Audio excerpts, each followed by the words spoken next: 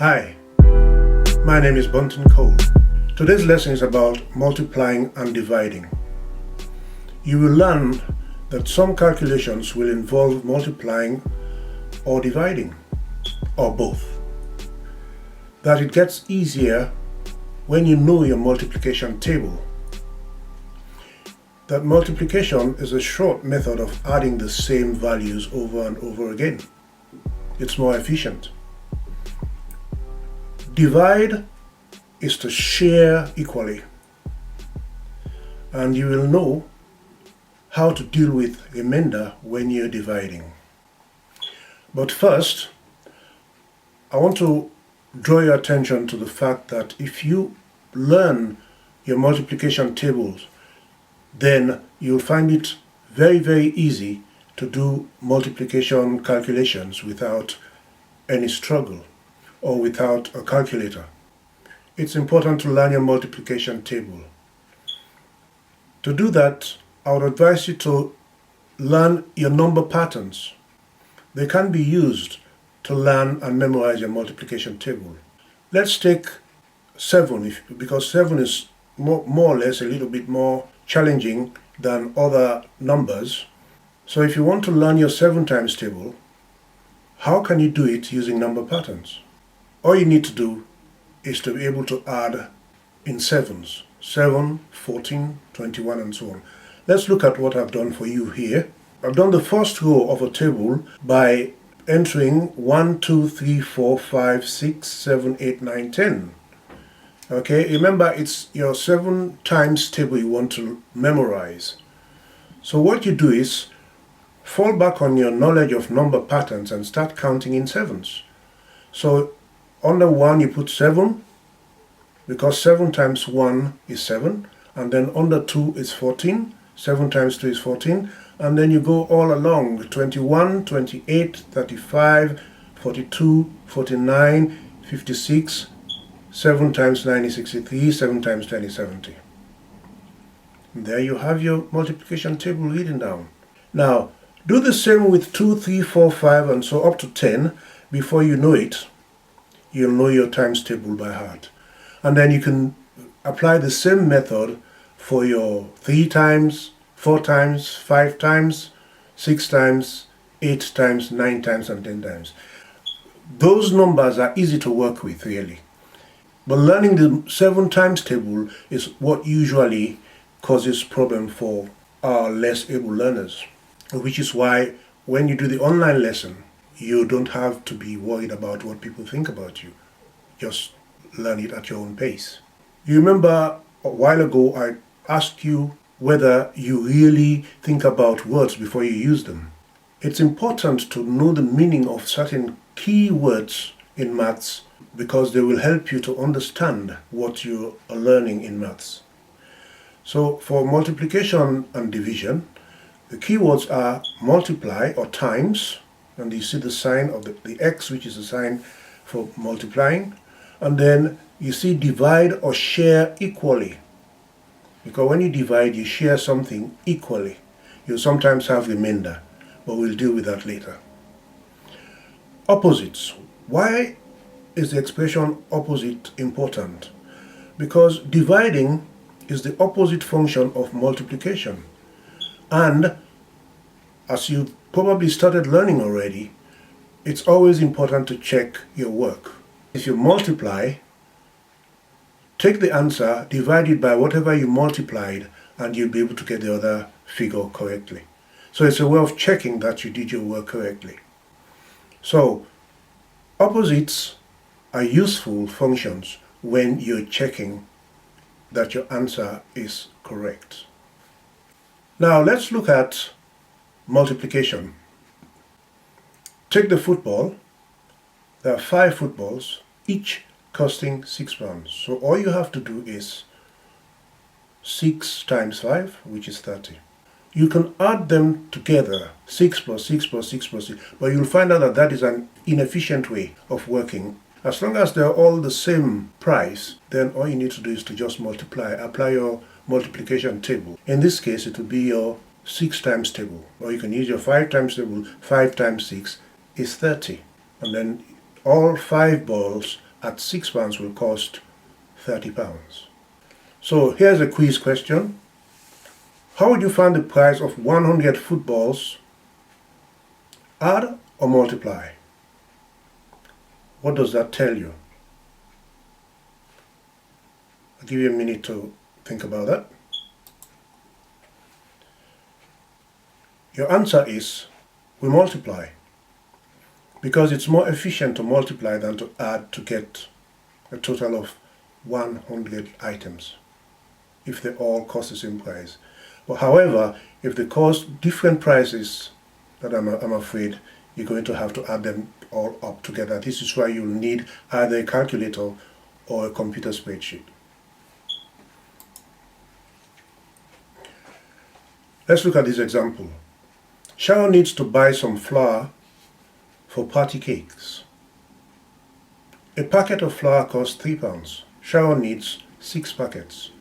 How much does the flour cost Sharon in total? The solution is here for you to see.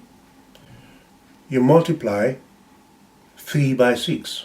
6 packets of flour by £3 is 18. And remember to write your answer out properly, because that can earn you an extra mark or 2 in an exam.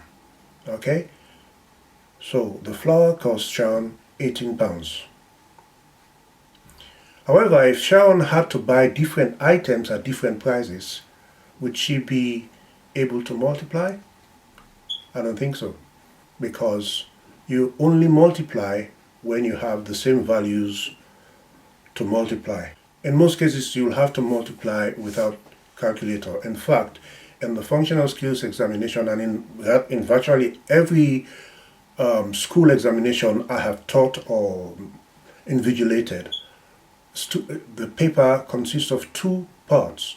You have the calculator part, and then you have the non-calculator part, or the mental calculation part.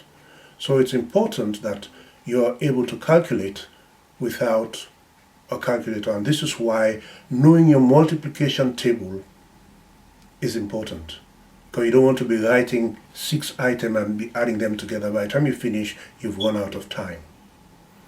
Okay, so here is what you do. Write the multiplier at the bottom of the number with X or the multiplication sign. Remember, units under units, tens under tens, hundreds under hundreds. So make sure you organize your work properly. Multiply each unit digit of the number by each digit of the multiplier in turns. And don't forget to carry when you have more than 9. Work from right to left, in other words, from the smallest unit to the largest units, and write the answers at the bottom. If you have bigger numbers, you'll have to do the units first, and then you multiply by the 10 digit, and so on and so forth. If you get an answer of 10 or more, carry the left digit to the tens column, and so on. Do the same until you finish multiplying. Finally, add your answers together to get the final answer. This applies to when you have to multiply with figures with more than 1 digit. If you multiply by between 1 and 9, it's okay. But if you're multiplying by 10, 11, 12, 15, 19, then you have to multiply in turn. Take the left digit, you multiply the number you want to multiply, and then you take the next digit, you multiply the number you want to multiply, as I demonstrated here for you. Look at this example. Claude buys a bike. He has to pay £45 a month for 17 months. How much will Claude pay in total for the bike? These are the type of questions you have in an exam, so make sure you take note of it. The hint, take it step by step. Step 1, arrange both figures properly with the multiplier at the bottom. And you'll see on the screen the multiplier, which is 17, and then you also observe that I've color-coded them. The reason for that is so that you'll understand what I'm doing with each digit of the multiplier. So, first you take 45, you multiply it by 7. And I've put my answer in red for you to see. 7 times 45 is 315. Do it step by step. 7 times 5 is 35. 7 times 4 is 28. 28 plus 3, remember you carry the 3, is 31. And then you take the next digit, which is the tens column, and that is the 1, which is color-coded in blue. You multiply 45 by 1 is 45. However, be careful, look at the box there. This 0 is a placeholder to ensure you avoid the unit column. Remember, you're multiplying in tens now, so you cannot start putting your answer under the units column. So I put a 0 there to avoid making that mistake. So 45 times 1 is 45. So after that 0, which is a placeholder, you'll see my 45 in the correct position. If you add them together, you'll have 765. If you use your calculator, type in 45 times 17, you can check and confirm that my answer is correct. So remember, maths, you have to have patience. Otherwise, you can easily do the wrong thing or forget principles or the procedure. And that is your sum workout. Step 3, add both subtotals to get your answer. The subtotals are the totals at the bottom, the 315 plus 415 to give you the answer I've given you. And that's the whole thing worked out step by step. This is for you to see exactly what I've done. Step 1, I multiply by 7. Step 2, I multiply by 10 or 1, the 110, and then put the answers down and then add the answers together, and I get my answer, 765. Now, multiplying and dividing with a calculator.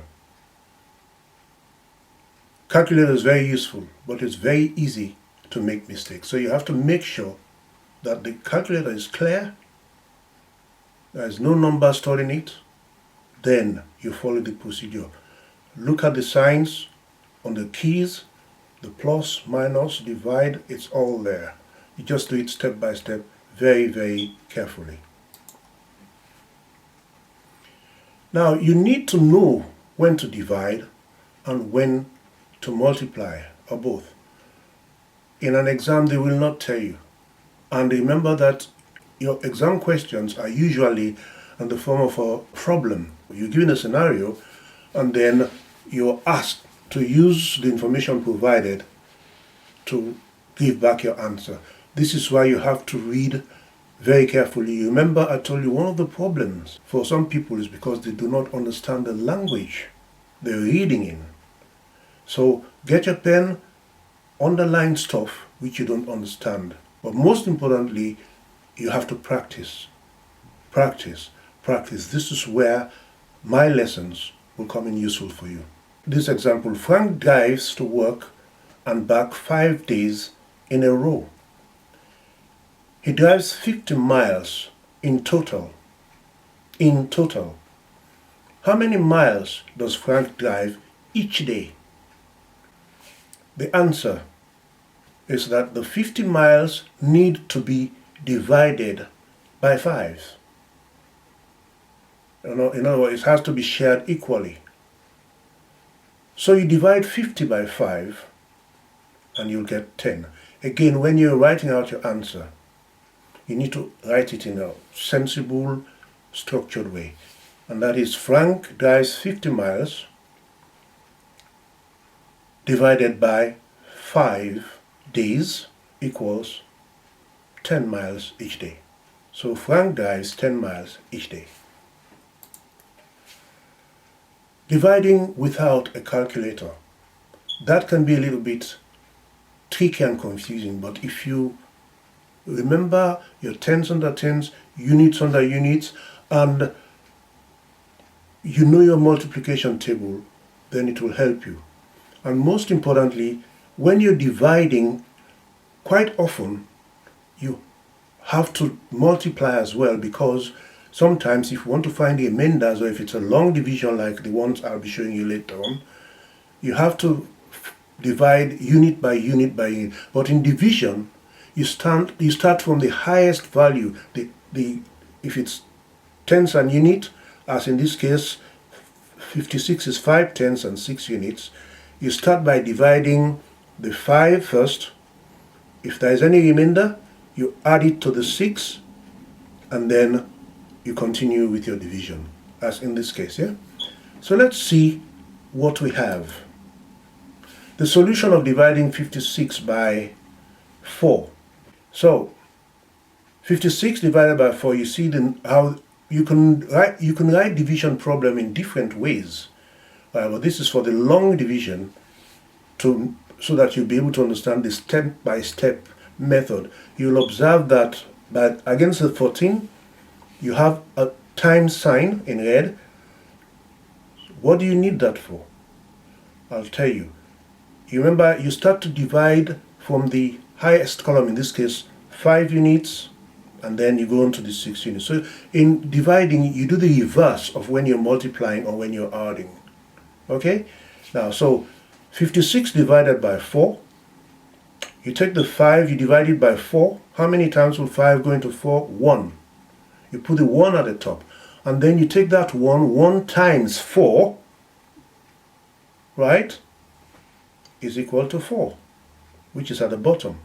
Then you subtract that 4 from the 5, which will give you 1, which will be equal to 1. And then you do the same thing until you finish your division.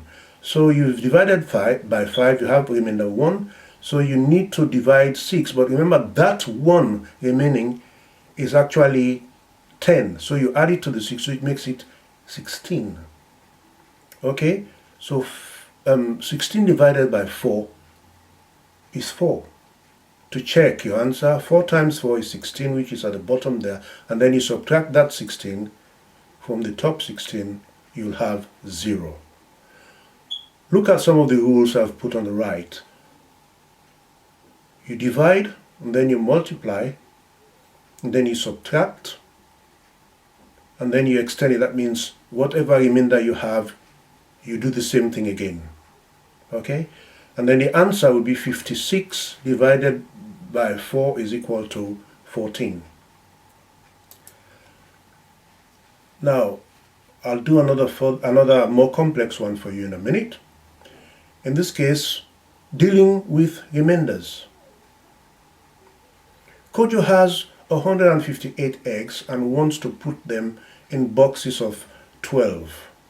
How many boxes will he fill, and how many eggs will be left over? This is the type of problems in an exam where you have to do a little bit of thinking. If you are in a farm or somewhere, you'll just get your boxes and start putting your boxes in it, 12, 12, 12, and then what will you have? 12 until you don't have enough to fill a box anymore.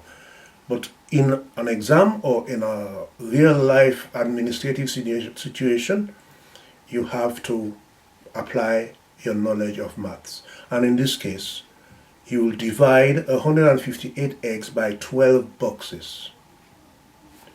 Okay? How do you show you're working? Well, I've demonstrated it for you easily. You see, I've put 158 inside a division line, and then the 12, the divider, is outside. Right? That means that you have to divide all of those figures, 158 by 12. The little one you see on step 1 is the remainder. Is because you cannot divide 1 by 12. So that's a remainder. You add it to the 5, may make it 15. Remember that one, the value of that one is 10.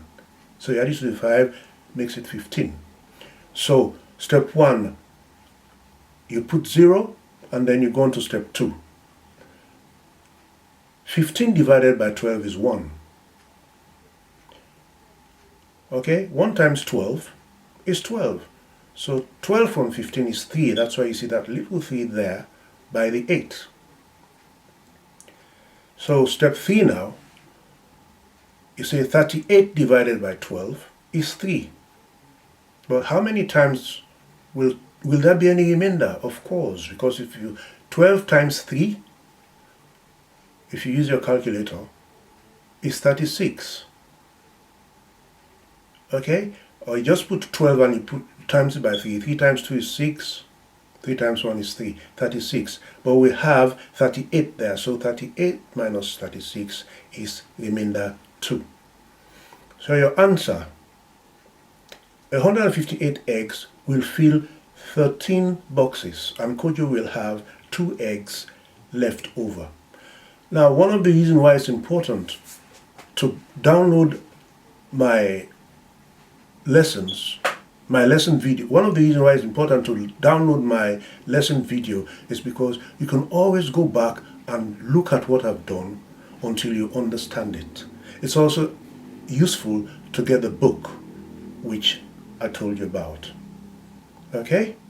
And then remember, at the end of the series, we'll be doing lots and lots and lots of questions and looking at the answers, so that by the time you're ready for your exam, if you're taking an exam, you will be ready.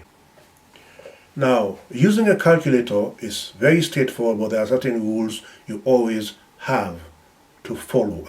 And that is, know the buttons, know the process, know how to prepare your calculator before you use it.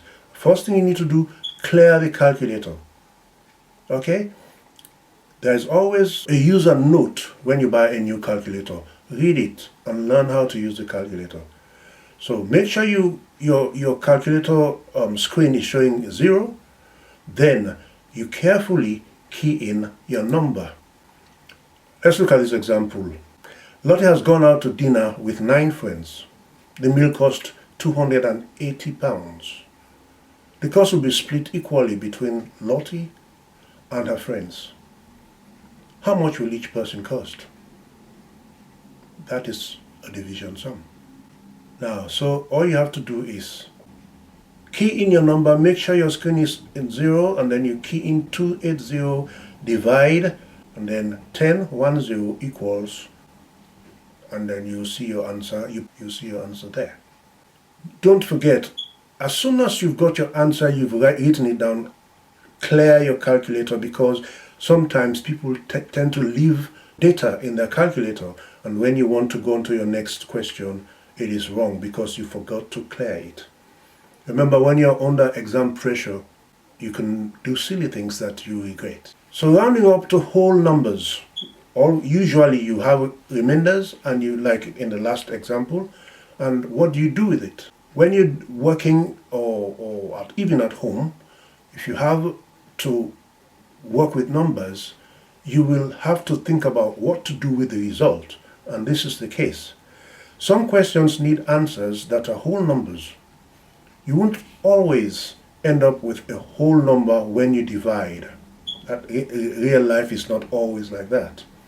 But sometimes you need to give a whole number as your answer. That is to help to make sensible decisions. So let's look at this example. Camille has 14 large chocolate buttons to give out equally to her 5 students. How many buttons will each student get? Remember, she has to share it equally. You cannot afford to show any favoritism. So the calculation is 14 divided by 5, and the answer is 2.8. But how can she split the chocolate into decimals? That is silly. So the answer needs to be a whole number. 2.8 is between 2 and 3 whole numbers. There aren't enough buttons for 3 each. So Camille will give each student 2 buttons. Now the 0.8 will be less than a whole button anyway, don't forget that. I think I would eat that if I was Camille. Example 2. Richard needs 75 chocolate biscuits for a coffee morning. In primary schools they have coffee mornings, and it's quite, I used to teach in primary schools, and I do enjoy the coffee morning, seeing all the kids coming in, having a meal, ready for lesson. It's fantastic. Richard needs 75 chocolate biscuits for a coffee morning. The biscuits come in packs of 4. How many packs should Richard buy? This is the calculation. 75 divided by 4 is equal to 18.5. Use your calculator, you'll get your answer. This is where calculation comes in. What the calculator does, it tries to divide the number exactly. So the remainder, it breaks it down into decimal points. But in this case, you cannot do that. Okay, you want whole packets. You cannot buy 18.75 packs. Your answer needs to be a whole number. 18.75 is between 18 and 19. If Richard buys 18 packs of biscuits, he won't have enough. Some kids will have to do without. So the answer is he has to buy one extra pack, which is 19 packs. In this case, he'll have some biscuits left over, but you cannot do much about that. Okay, you can save it for the next coffee morning. Always check your answer. Remember, at the beginning of the lesson, I told you that multiplication is the opposite of division. Or I should say division is the opposite of multiplication. And these functions are performed when you want to check that your answer is correct. Example 1. What is 137 multiplied by 4?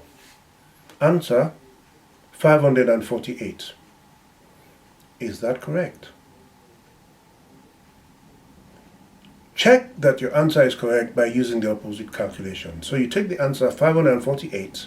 Because it was a multiplication sum, you have to divide now. You can either divide by 4 to get 137, or you can divide by 137 to get 4.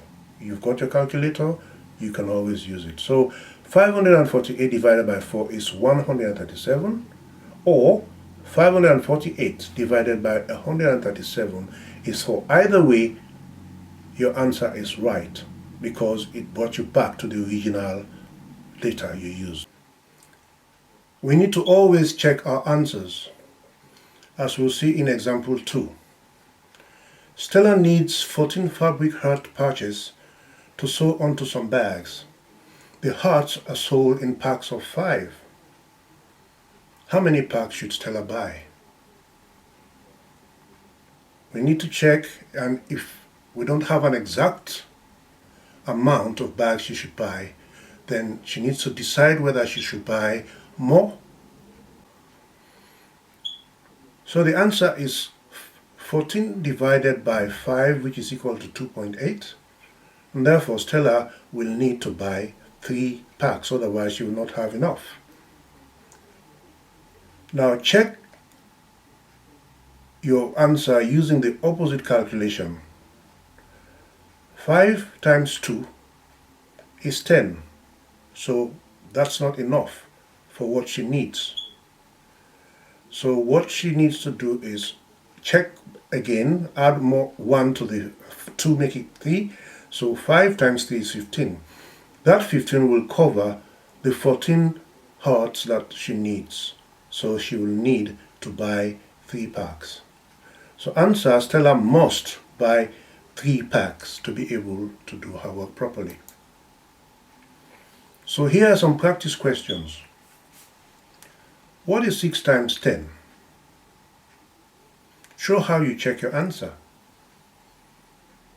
So Rachel is picking eggs, that is question 2. Each jar will hold 5 eggs. Rachel has 150 eggs in total. How many jars of pickled eggs can she make?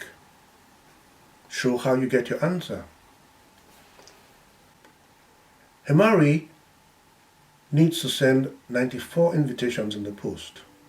Stamps come in packs of 8. How many packs of stamps should Hemari buy? You need to show how you check your answers, because that is where the marks is. If the question says show how you got your answer, rest assured that that is where the marks are. So you need to show it. Okay? And then if you got your answer right, that's full mark. Maybe even if you got your answer wrong, but you show the principle of how you check your answer, you will get 1 or 2 marks. Summary of multiplication and division. We've learned that multiplication is a function that helps us find the total value of multiple items with the same price. Division is to share equally.